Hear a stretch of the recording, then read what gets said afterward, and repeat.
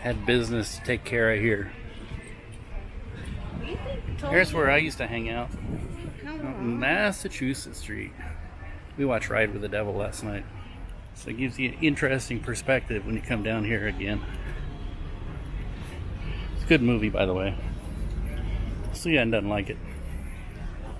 We're meeting our partner here at Silas and Maddie's. Silas and Maddie's. Ice cream.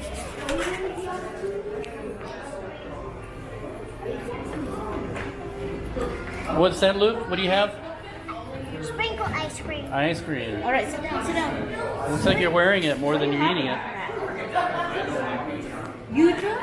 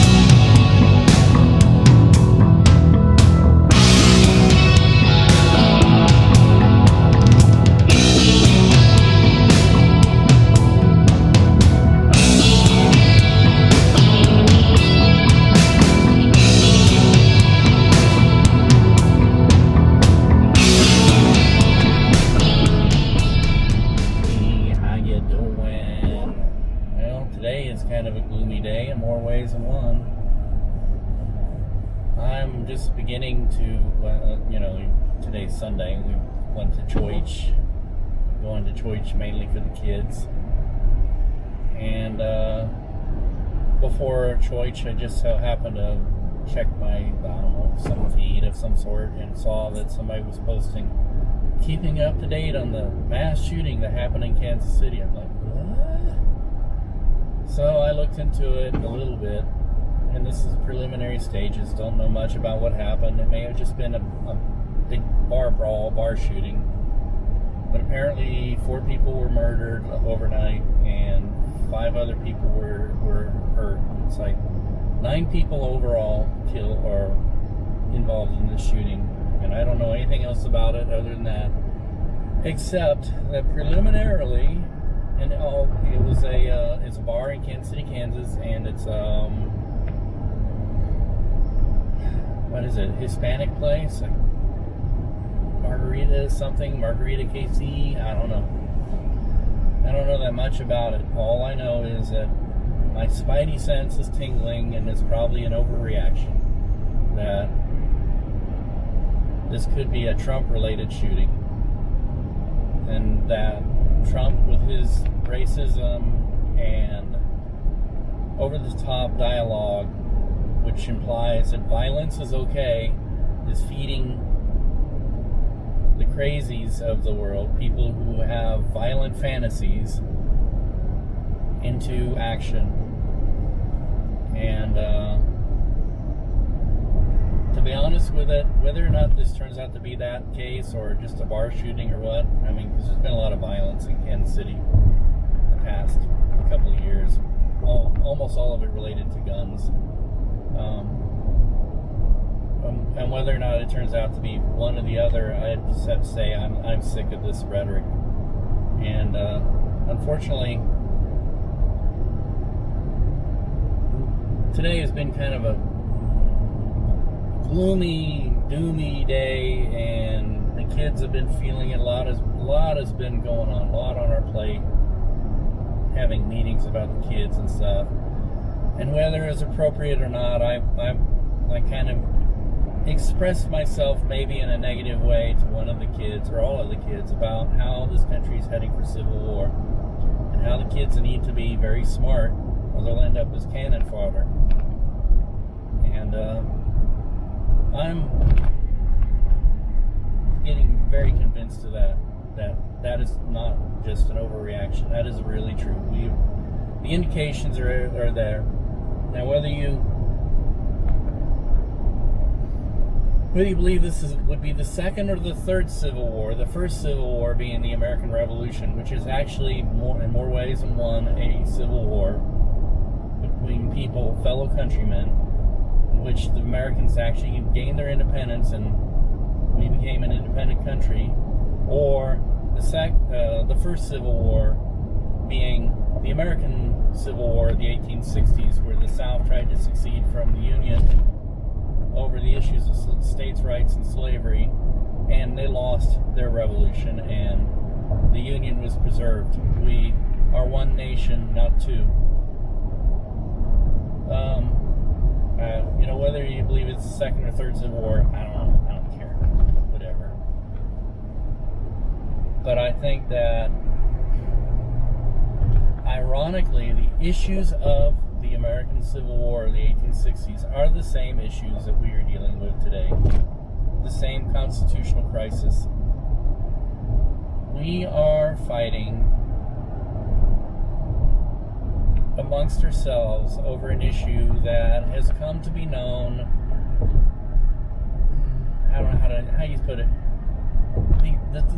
The other side, the side that I think is the opposite of me, is what we would call the Neo-Confederates. Neo-Confederacy is the belief in very, very, very limited government, almost to the point that we are not a that was scary. A union of states under a strong constitution, but a union of states under a Confederate constitution. Now, we tried the Confederacy. That was our first government. Any students of history out there? 1787, we ratified the Constitution, which became the law of the land. But before that, we had a loose confederacy of independent states. And that was under the Articles of Confederation, and that did not work. For one thing, states were allowed to pretty much declare war on each other, to tax each other, to tax trade between states, and it was chaotic. Now, Neo-Confederates want to bring us to an idea of freedom where we have a very, very weak centralized government that isn't even really allowed to tax anybody without turning to the states first. I mean, there's a whole lot involved in it. Part of it is they absolutely do not believe in any kind of quote-unquote socialism, no government programs. Social welfare is to be taken care of by the rich looking out for the poor, and we've seen how that works. And essentially, it's being pushed by large corporations. Corporations want to create I believe it to be more of a feudal style of government where it's corporatism, corporates over the citizens. And we have been pushed in that direction for a long time. Some people would even say that the Civil War actually pushed us in that direction. But either way, it's going to be an interesting time in the next few years, and we'll see which direction we go. Whether we start getting more sensible about things, or we start listening to the voices who say, we don't need a strong central government. We'll just have a weak central government. Well, if we have a weak central government, it's like having a weak military. Guess what? We won't have a United States of America anymore. First off, states will start splitting off over minor disagreements and saying, oh, well, I don't want to be a part of that anymore. I'm going to be my own country. And then you'll see the United States no longer as a superpower anymore, no longer able to defend the people of this country, which, is essentially written into the preamble to the Constitution. We, the people, in order to form a more perfect union, the point I'm getting at is provide for the common welfare, look out for the common defense, and all these things that are written in the preamble, which is essentially the definition of why we even have a constitution and a strong central government, people are working against very hard. And I think that's how you can determine who's basically American and who's very un-American in their attitudes. You know, in other words, who's looking out only for themselves and nobody else. And, you know, we need to provide for the common defense. We need to look out for the welfare of our fellow citizens. It's written right in the preamble. It's not socialism, it's just common sense. What defines a nation is how you look out for the very young and the very old, the weak and the poor. It's not how you look out for the rich or the powerful. Those people are good at looking out for themselves. It's been proven over and over and over again. If we are so selfish that we can't see that, then our country is doomed. And it's not Republican versus Democrat. You know, as far as I'm concerned, Republicans and Democrats, all the argument is how we're going to spend the money. It's not whether we need to spend money, look out for defense, look out for the welfare of our fellow citizens. You know, and I don't even believe in liberal or conservative either. You know, you take the hardcore liberal or the hardest hardcore conservative, and they are essentially the same kind of ideologue. They've just chosen different polarity. And so when people want to sit there and argue and say, I believe this, I believe that, and those people are wrong, and we should go off and kill them, or we should start a war with them, don't listen to that. They're the same person. It doesn't matter what side they're on.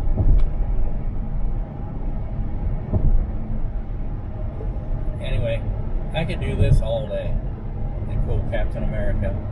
So I'm going to end before I start really babbling.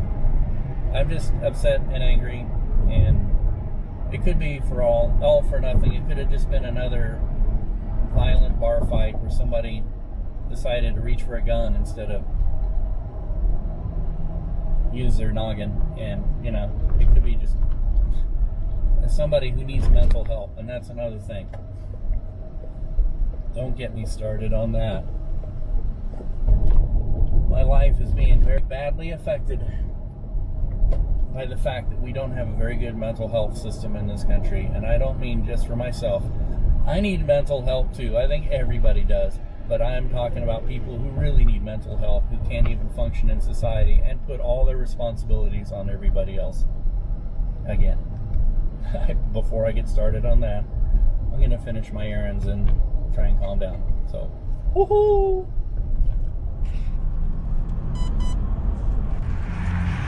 We're doing something we haven't done in a long time. We're walking the dogs in Westport. All right, doggies, is it clear? All right, come on, let's go. Carefully.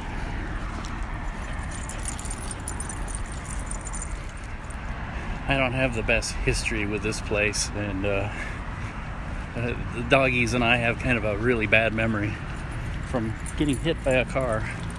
Oh, we went one block too many. That's okay. So anyway, wish us luck. Hopefully, woohoo! And yeah, the weather is definitely changing. Come on. Uh-oh. I think Jimmy's getting ready to take care of some business here. Stella's acting really nervous.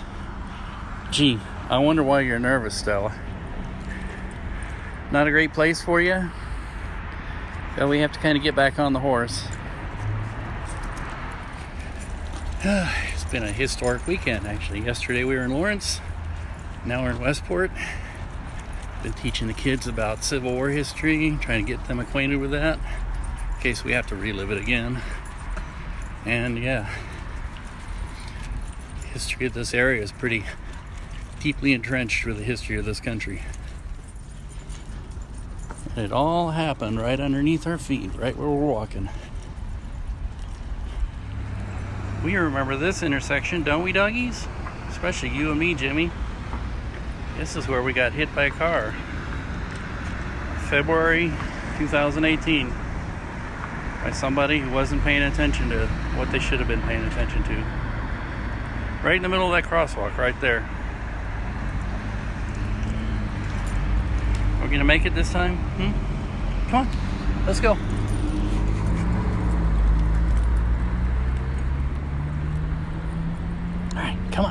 Come on, come on, come on.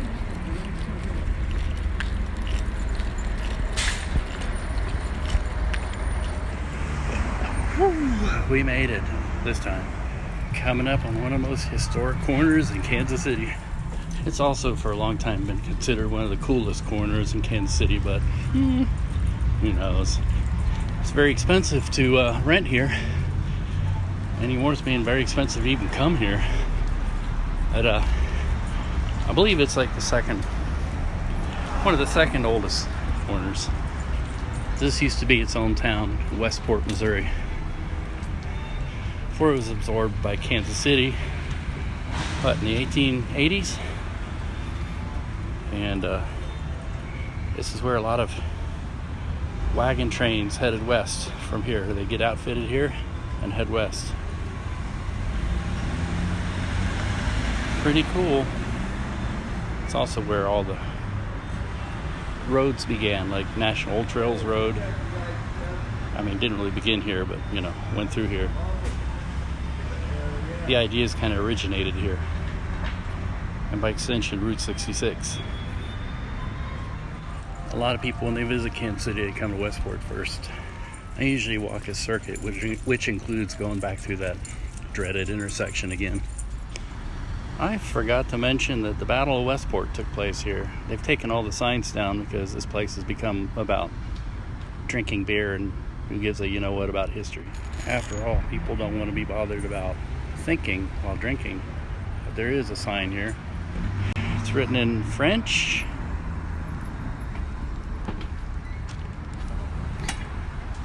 And English. And it talks about the French founding of this area and the Santa Fe Trail.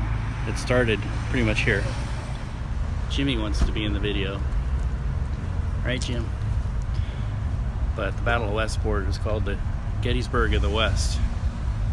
Just like Gettysburg, it's where the traitor states were defeated permanently and their armies scattered and destroyed. I mean, completely destroyed. They had to flee south to what's left of whatever country they claimed, which wasn't their country or our country. And yeah, that's it. That's all you need to know. They lost. We won. And they should have lost. And we take down the signs and we drink beer so we can relive history all over again. Because you know what? We're hard-headed people. We never learn. Back to reliving history. I was actually walking this way and got to the middle of the intersection here when a car was approaching and was making a left-hand turn. When I got to the middle of the intersection, he went ahead and made his left-hand turn very quickly and hit both me and Jimmy here. Stella was free and she saw it coming and ran. And both dogs ran off and disappeared all day. Jimmy was okay. He was just really sore. Wish I could say I was okay. Leg surgery and I still limp. So we very carefully cross this intersection. See, here's a car here. Not paying attention. Yeah, whatever. The guy that was over in this position here was obviously not paying attention. I think he was actually looking at his cell phone. Now, people are distracted by a lot of things, but what doesn't help here is this is one of those intersections where they decided to take down the lights. There used to be a stoplight here. As a matter of fact, it still says left turn yield on green up there. But there was some cost-saving measure, and they thought it'd be great. Whoever just made that decision. This is a very, very busy intersection with lots of pedestrians and lots of cars. I'm not saying a traffic light would stop pedestrians from getting hit, but I think people definitely pay more attention to a traffic light than obviously they do to human beings trying to live their life and walk around. Again, I think I could go on forever and ever ad nauseum. Let's just say, actually I'm walking the wrong way. I have to go the other way on my circuit. Let's just say that I don't think it's right. I think Something should be back at the center. I don't think the right decision was made about the traffic lights here. But then again, you know what? I don't think it's about safety or anything. I think it's just about money. Ridiculous. It's really actually sad that you can trust your dogs better than you can trust people. And I do trust my dogs. I've trained them really well. Matter of fact, neither of them were even attached to each other, and I think that's what saved Stella's life, that she was able to get away. The thing I worry most about Jimmy is him being overly friendly. And here's that intersection from another angle. I mean, the historic one, the one that I appreciate. Old Westport.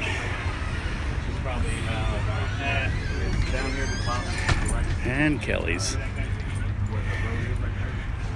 which is getting ready for the big game. As always, here's a sign that many people don't pay attention to. Come on, dogs. Westport City Hall. Because this was a city at one time. It's seen somewhere. I imagine sometime somebody will destroy this, probably to build something that won't last, and more history gone. You know, we need our history more than we need to make money. Or more accurately, the people need our history more than a few greedy people need to make money. Alright, one last look at this historic corner. From the other side, there's Kelly's. And there's McCoy's. It's gone now. Couldn't make enough money here. Oh, there's something else moving in here. Oh, I hear there's music playing, so I gotta end this. Or come on over here. And we'll just end this by looking at Kelly's. There are some signs on the walls here that are historic and people can read them. I'm sure a lot of drunk people read them and don't understand. But if you ever get a chance, come on out here and look at them. It's very interesting. So, woohoo!